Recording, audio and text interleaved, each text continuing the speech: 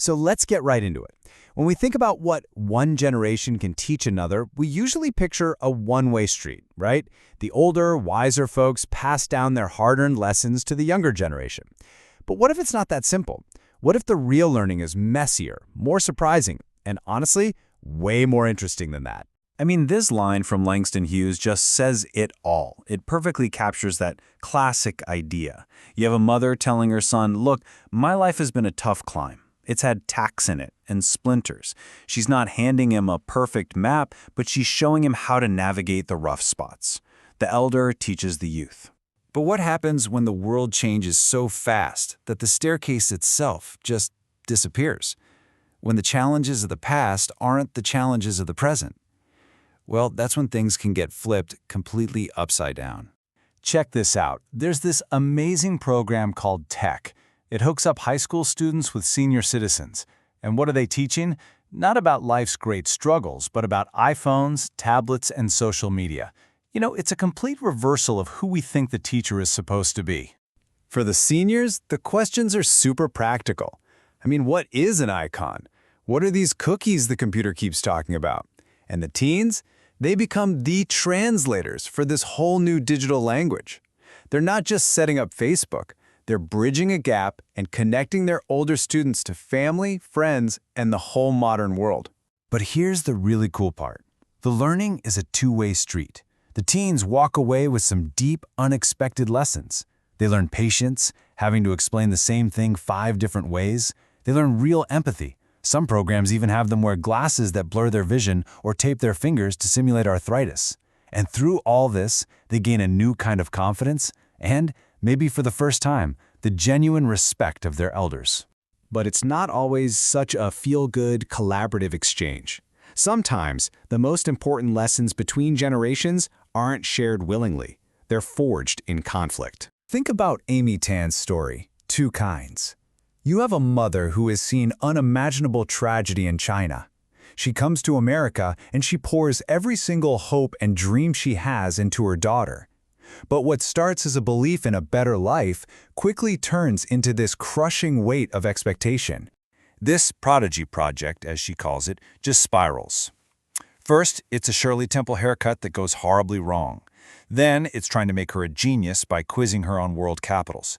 And finally, piano lessons with a teacher, Mr. Chong, who's deaf. It's almost comical if it weren't so sad. And it all leads to this absolutely humiliating disaster at a talent show. With every failure, the daughter's resentment just builds and builds. And after that recital, everything just explodes. The mother's disappointment boils over into this devastating ultimatum. It's a choice between being an obedient daughter and being herself. A truly heartbreaking moment. And really, this is the central question, isn't it? When a parent's dream feels like a prison to a child. So how do you possibly bridge a gap that wide? How can those two worlds ever come together? Well, sometimes the bridge isn't built with grand gestures. It's built in small, unexpected moments of empathy, when one person simply decides to turn around. There's this old proverb about an invisible thread connecting two people who are meant to change each other's lives. And Laura Schroth, a busy advertising executive, she felt that pull one day. She walked past an 11-year-old boy named Maurice, panhandling on a Manhattan street. And for some reason, she couldn't just keep walking. She stopped, she turned back, and she took him to lunch. That one lunch became a weekly thing. And for Maurice, it was a peek into a totally different world. But the things that amazed him weren't what you'd expect. It wasn't the size of her apartment. It was the fact that a family sat down together at a dining table. And when she packed him a lunch in a brown paper bag, he was over the moon, because it meant the other kids at school would see that someone out there cared for him. Fast forward years later. At Laura's 50th birthday, Maurice, now a grown man with a job and a family, he gives a toast. And he says that when she turned back on that street corner, she literally saved his life. For him, the lesson is clear as day. But here's the kicker. Laura, in her book, says, no. The truth is, I was the lucky one. Maurice taught her about real gratitude, about courage, about what friendship actually means. He taught her how to live. So it wasn't a one-way street of charity. It was a profound mutual exchange. Which brings us right back to that story of conflict. Because sometimes the biggest lessons, the deepest understanding, it doesn't happen in the moment.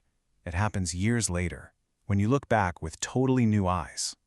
So let's go back to the daughter from Two Kinds. Now she's an adult, her mother is gone, and she's been given the old family piano. She sits down at the keys, really for the first time in decades, and she opens that old, worn-out music book.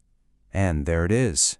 The song from that horrible talent show, the one that represented all the struggle and disappointment of her childhood, Pleading Child.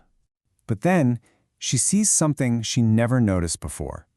Right there on the opposite page is another piece. Its title? Perfectly Contented. It's lighter, it's happier, it's simpler. It's everything the other song was not. And as she plays them one after the other, it hits her. This incredible realization. The pleading and the contentment, the struggle and the peace, they weren't two different songs fighting with each other. They were two halves of the same song. In the end, her relationship with her mother, all that conflict, wasn't the whole story. It was just one part of a more complex, complete piece of music. Maybe the most important lessons aren't the ones that are taught to us. Maybe they're the ones we have to discover for ourselves, long after we think the song is over. It really makes you think, doesn't it? When you look at your own life, your own family, are the roles of teacher and student really that clear? Or is it possible that we're all just two halves of the same song, learning from each other all along?